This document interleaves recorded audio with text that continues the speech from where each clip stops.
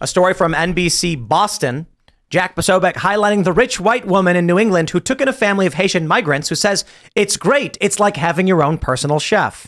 So let me play some of this story for you. Hi, Lisa.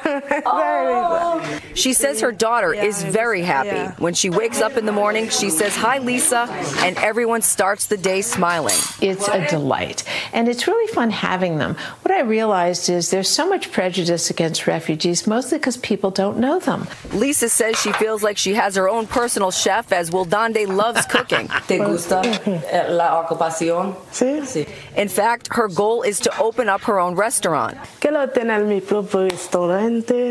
right, so the basic narrative here is a wealthy white woman with extra space took in a family of Haitian migrants where they cook for her. That's and it correct. Makes them happy, and she does not pay them. I was writing about this today because it really seems like we used to have a word for things like this, when rich white people would open their homes and give you their extra space and not pay you anything, and then have you do the household chores. Well, but let's be realistic. Indentured Libby, servitude. no, Yeah, that's what I was thinking. a bit worse than that. And How about like an au pair? when I wrote about it today, let's be I wrote real. about it today, and I did use the S word. You're making an allusion to sure. slavery. Yes, that's correct. But these Haitian migrants came here by choice. And they can leave anytime they want. They can go anywhere. They can leave, and there is a perfectly fine dumpster they can sleep in if they want.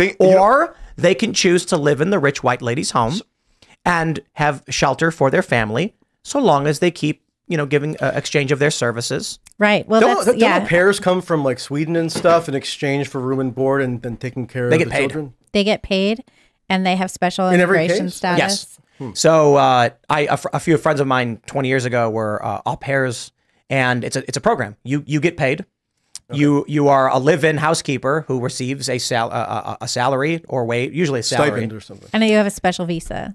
My friends who did it got a weekly flat rate. Oh. So you can call it a stipend, but they're getting $500 a week, plus a room in the house, and they just watch the kid and prepare meals for the kid. Taxable. And taxable. But they were like 19. Probably double taxable because if you're from your home country. Oh, so right. Sweden's got 55% income tax. But then I also met the inverse too. People who had came to the United States to be au pairs. That's what I meant. People who come from like Scandinavia to the US. Yeah. Yeah, but that's a job. Yeah. You could also do like teaching English and Korean and stuff like that. Yeah. This isn't a job. This is these are people who came here illegally. A place to live. I think this woman, she should be in prison.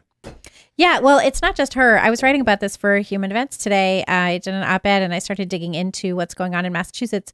In Massachusetts in August, you had the lieutenant governor telling Massachusetts, Bay Staters is what they're called pretty much. You had her telling everybody to open up their homes and let everybody in. They have a vast network of not-for-profits and NGOs that facilitate housing people in the homes of, residents. And working out whatever sort of arrangements. But you have to imagine that if you're essentially homeless in a foreign country and you're in somebody's house, you're going to do whatever you can to try and make it less, I think, less of a burden for that person. You're going to do whatever the chores are. The only future I see for this country will have a very dark period in it because there's one of two things that can happen. Donald Trump engages in a mass deportation program, which sparks insanity among the left, or the continued erosion of the American community, which results in this country eventually just breaking apart into a million pieces. And I'll explain what that means. The analogy I would give is, you live in a house with a roommate, and one day there's a guy sleeping on your couch, and you go to your roommate and say, "Who is this guy sleeping on the couch?" And he says, "This is Jim. Jim needs a place to stay. Come on, just let him stay." And you say, "No, I never agreed to pay rent to let him stay." No, it's fine. Like he'll help pitch and he'll clean things up. And you go, "Okay, fine, whatever." The next day, there's another guy sitting on the couch, and his name is Bill. And you go, "Who's Bill? I never said Bill could come in." And they go, "Me and Jim vote that he can stay." And you go, "No, he can't vote." "Well, we both voted, so now you can't do anything about it." 2-1, he gets to stay. Now it's 3-1. One by one, they keep voting to add more and more people, and eventually you're just some dude who's living in the basement in your own filth because they keep voting against you to take all your stuff. So what's happening now is, I keep wondering, the New York election to replace Santos, I saw this is very fascinating. The polls closed, by the way. Right. The Republican who's running in New York is basically a liberal. She's the most hilarious person the Republicans have ever nominated for any office. Mazi and so she's a black Ethiopian woman from Israel, served in the IDF. That's why the Nassau County Republicans in New York are all head over heels. So here's what's happening. The Republicans, instead of choosing somebody who says, we should secure our borders, we should deport, MAGA, Trump, America first. They get someone in New York who's a liberal. Why? Well, she supports Trump. She expressed support for Trump. Sure. But I mean, she's a relatively liberal person. It's a New York Republican. You're not getting a diehard MAGA. What happens is when Reagan, many people attribute California's turning from red to blue to Reagan. Well, Santos actually was pretty right. I mean, Santos boasted that he had the most conservative record of any Republican in the House. Well, and he was also weird, strange in other ways. But my point is, in California in 94, there was an attempt to pass a resolution that said, they did pass it, federal public funds cannot be given to non-citizens. And it caused massive revolt and protests among the left, who were amplified by illegal immigrants, creating such crisis in the state that a bunch of Republicans backed down. Democrats gained a majority and ended up winning. Simply put, when you bring someone into your country to live there and they bring their family and they expand and you end up with 10 plus million, they will exert influence on your country. Over a long enough period of time, they're not going to vote for your country. They're going to vote for theirs. One of the big problems we have in this country is remittances. People come to the United States, do work, and then send the money immediately out of the country, which is bad. This is there were a few jurisdictions famous for their local currencies. Ithaca, famous for its hours, they called it. They've mostly fallen out of popular use, but they were very big. I think it was like in the 2000s. This was a local currency created by some dude. Ithaca, New York? Ithaca, New York. They still have the Ithaca hour, but most people don't use it anymore. What happens is... Is it a legal tender? In the jurisdiction, yes. Huh, I didn't know that. So here's what happens. US dollars. I often ask this when I go into any new city or I'm staying somewhere. I say, what brings US dollars into this city? I wonder. Often you'll find it's government or universities, like money has to come from somewhere. In the instance of Michigan, when the auto manufacturing dried up and left, all of a sudden, nothing is generating US dollars into this region. And so there's no way to economically expand. People can't afford the increasing cost of inflation because the state only has, let's say, $1 million, hypothetical number, in circulation with no new dollars coming in. But dollars are going out through import purchases. When you buy a computer from a foreign country, that money goes to that country. Figuratively, it's spent in the United States, but it's utilized by them in their country. That value leaves. Without money coming into an area, it will start to dissolve and fall apart. So local jurisdictions have, they tried to create their own currencies to supplement local trade to prevent the issue of dollars leaving the area. I think it's no longer in circulation in Ithaca, but it was mimicked in a couple other cities like Madison, Wisconsin. It not just mimicked, even before the Ithaca hour. But I went there like 8 years ago and people were like, yeah, we have them. We don't really use them anymore. The guy who made it work, like, I guess, I don't know if he died or what happened. But my point is this. People come to the United States. They earn money at a store and then they send that money to a foreign country. Someone will then use those dollars to buy something not in the United States, not facilitate American trade, not facilitate American services, and it won't go into the hands of young working class individuals, and thus the economy gets depressed by the exporting of cash. You combine that with a mass influx of millions of immigrants who begin exerting pressure against your interests, and your country collapses. Mm-hmm. It is akin to inviting a stranger into your home and then letting him exert authority over how things are spent and who gets money. Over a long enough period of time, it's simply put, the moment you and your roommate invite a third party in, that third party will subvert your interests. Whether it's by just telling your roommate what to do or by actually getting a say for some reason in how things are done. As Democrats have begun the push to allow non-citizens to vote, and they are, Joe Rogan was talking about this like a week ago. New York's trying it, got held up in the courts. Many jurisdictions are doing this. Eventually, Republicans will have to pander to non-citizens in order to get votes. So in a city like New York, you'll have a Republican say, no, I will not give tax funding from American workers to non-citizens. There will be revolt. There will be people with money and influence in the city who will then oppose that Republican. They will never win. And the end result will be a Republican saying, I'm totally in favor of non-citizens voting, but I'm a Republican who believes in families. Yeah, non-citizens should never be able to vote in any election in the United States for any reason. And after this cycle of millions, 10 plus million flooding in, there are going to be jurisdictions where no politician would dare say that because there's going to be a large base of the children of these immigrants and those who do have voting power who will say, if you enact policy that in any way makes it harder for me and my family, we'll vote against you. And you'll say, but your family aren't citizens. And they're like, you have to consider them now or else you lose. And also they're going to be pushing, the Democrats, you can be sure, are going to be trying to push in some sort of amnesty for people. That's going to be coming if they win I agree. in the fall. But I think the important thing to understand is amnesty is not needed at all. For one, they'll be counted in the census. But they could come at it from multiple directions, right? Like if they can't get amnesty, they'll get this voting thing.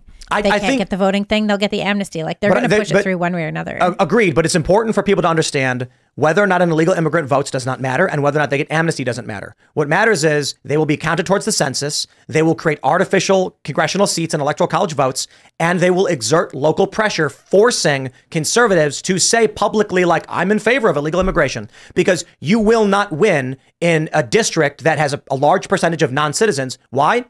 Some 20-year-old kid is like, I'm going to vote this. His friend's going to come to him and say, hey, man, I'm undocumented. My parents brought me here and we're not citizens. If you vote for the Republican, they're going to deport me. And he's going to go, okay, I won't. Don't you think it's a bit of an overstatement, though, to say that any ethnic bloc that ends up getting a foothold within the American populace will inevitably work against the national interest? I mean, Cuban emigres have been a huge part. Well, you said they're going to work. You said that they're going to be a divergent with popular interest, right? Non-citizens come in. But they're naturalized Cubans who ended up being admitted to the country. But it's everybody else together. Where they were not citizens when they arrived. The issue is integration, and that's some of the most reliable right. So the thing Republican voters. What you're misunderstanding in Florida. I'm talking about mass influx, unchecked migration, where you have people who are not citizens and have no interest in what this country is, represents, or its history, versus legal migrants who came here appropriately, assimilated, took a citizenship test, and have family and connections to the country. But Cubans who came over in a boat didn't go through a standard regulated naturalization process. Right. So you can, that's fair to oppose it. It's been a controversial issue. But the point is they became very well integrated into the wider American ethic, including voting overwhelmingly for Republicans. And so what you're saying has no bearing on anything I just said, because if people are integrated into the country, they vote for the interests of that country. People who are not integrated vote against the interests of the country. But they integrated even despite coming illegally. What does that have to do with what I'm talking about? That was because there was You're talking about the lack of integration for people who come illegally. Because there's so many of it. It's about how many can integrate over a period of time. Okay, so it could be quantity. Yeah, that makes sense. Right, we're talking about millions of people over the past few years coming in with no ties to the community, who are looking for Buffalo Wild Wings. That's an absolute quote from one of the migrants in the migrant caravan. They want Buffalo Wild Wings. They're not coming here because they're like, this country will give me free speech. They're coming here because they're like, I want PlayStation. Quote. That's a quote from the LA Times. They interviewed someone in the migrant caravan. I want Buffalo Wild Wings. That's a quote.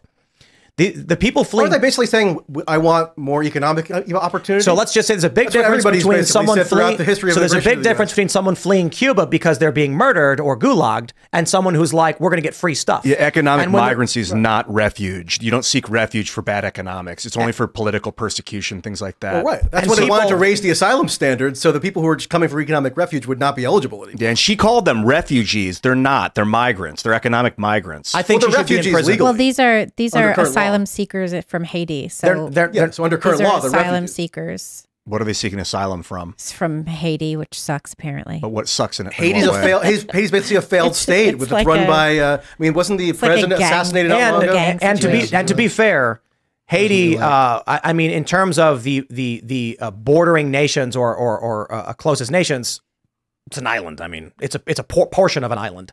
It's one thing if someone comes from Africa through South America, through Central America, to Mexico, and to the United States. It's another thing if it's Haiti. Oh, yeah. If they're coming right from Haiti, then I misspeak. Then if they're coming right from Haiti and there's gangs running it and murdering people in the street, then yeah, they are refugees. But that's a different situation. No. That's not necessarily true. Somebody from Haiti isn't necessarily at risk of dying to a gang. Just because your country's bad doesn't mean we just give you stuff. How do you quantify that? How do you figure it out? Whether they're actually, if they're just taking advantage of political upheaval to go to a better place, or if they're actually fleeing from the upheaval. Well, like with Venezuela, like there's special immigrant visas for Venezuelans, and the Biden administration directly flies Venezuelans to the U.S. And now there's this whole issue in New York with like Venezuelan gang being connected to like 63 robberies or something like that. And now there's some concern that they might be teaming up with MS-13. Venezuelans, that's another potentially Republican-leaning ethnic demographic. Because remember, what they're fleeing a left-wing. But I don't care about Republican-leaning or Democrat-leaning. No, I'm just saying there's a diversity in terms of the political inclinations of people who come to the country, and it's not America.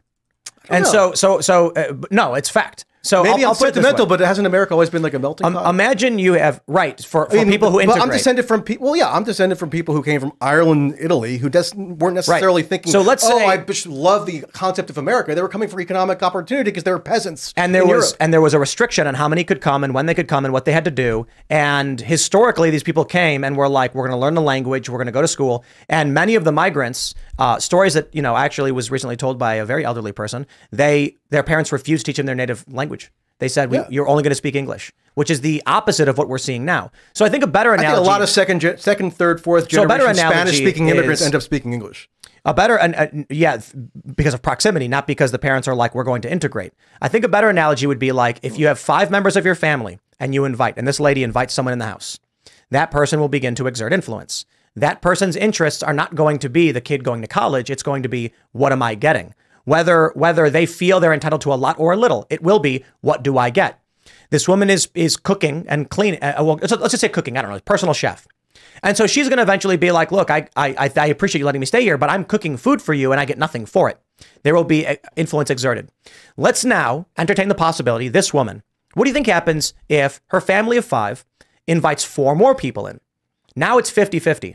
Now there's going to be fighting over who gets to use the bathroom and when. Doesn't matter who's entitled to the bathroom, who owns it. It's going to be a problem. Hey, look, I got to wake up in the morning. You can't be in the shower for 30 minutes. I need to take a shower. Plus, there's 5 people waiting. It becomes cluttered. Eventually, there will be competing interests as to who gets what resources. Imagine they had 5 more Haitian refugees, as they call them.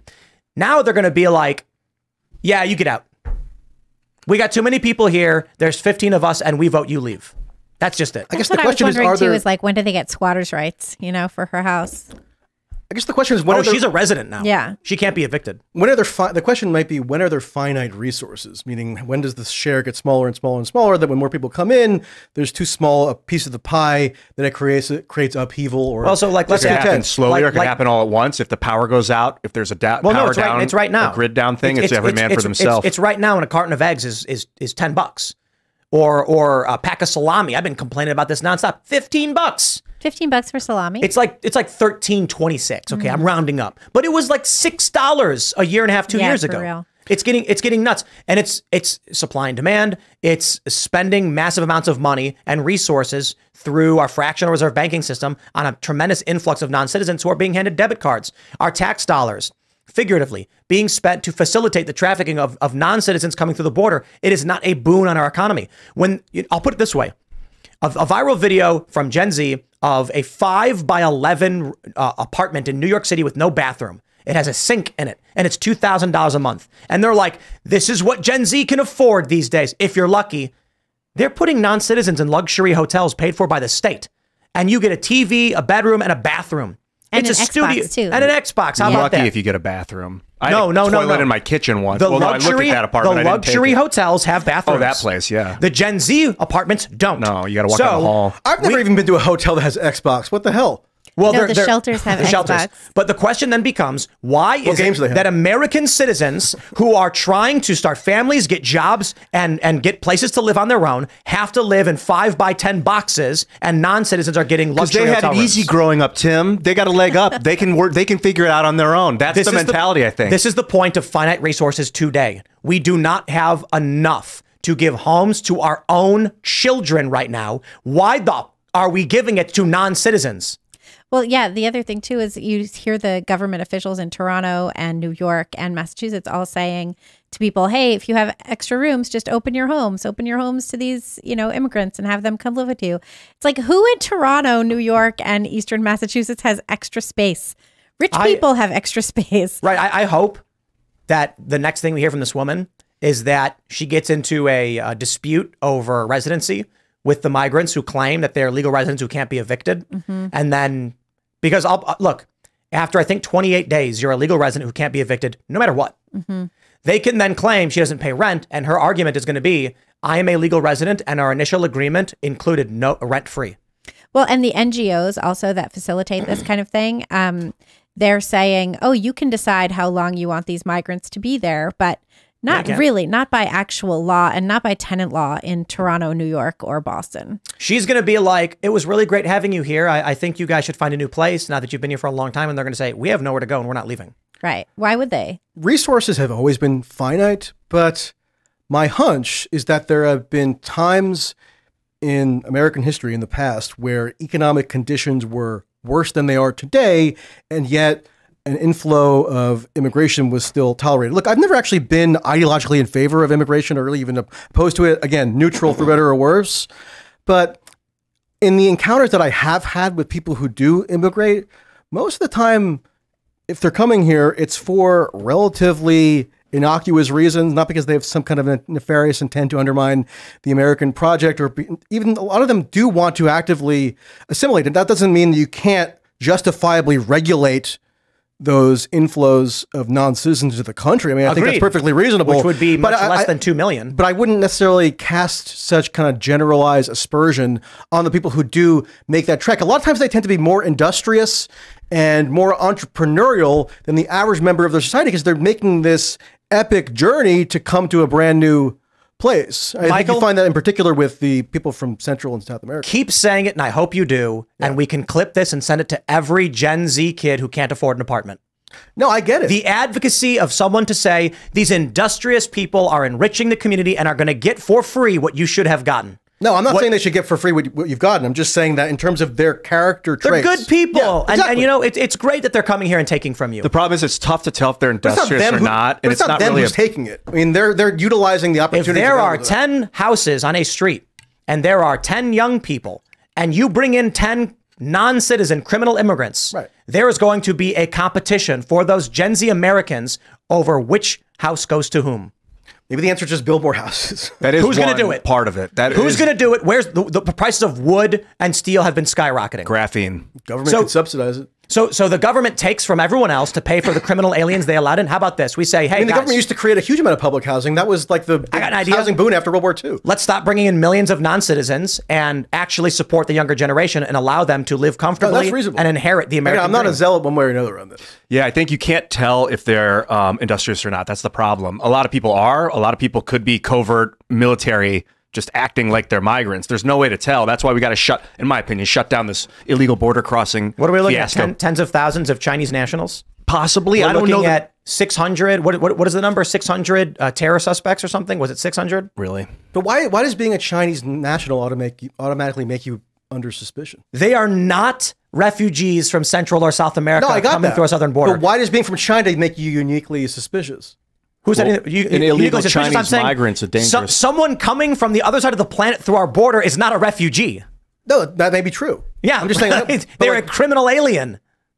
Okay, I just don't think the fact that they're it doesn't mean that necessarily makes it doesn't mean that they're here to destroy us, but it does indicate that they're not. Which is an argument that's being made. They're saying that the Chinese Communist Party is infiltrating the United States through the southern border by sending all these. Okay, all right, but we got to stop there because you keep doing this where you're making arguments no one made. I think that it's that argument has been widely made. Maybe you didn't make it. We on this show are pointing out that someone who flew 8,000 miles to Mexico or to Brazil and came through our border is not a refugee or asylum seeker. No, they're seeking to exploit a damaged border and steal from the American people. Thanks for watching this clip from the Timcast IRL podcast. Hang out with us live Monday through Friday at 8 p.m.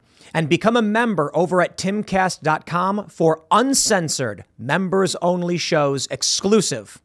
Thanks for hanging out, and we'll see you all next time.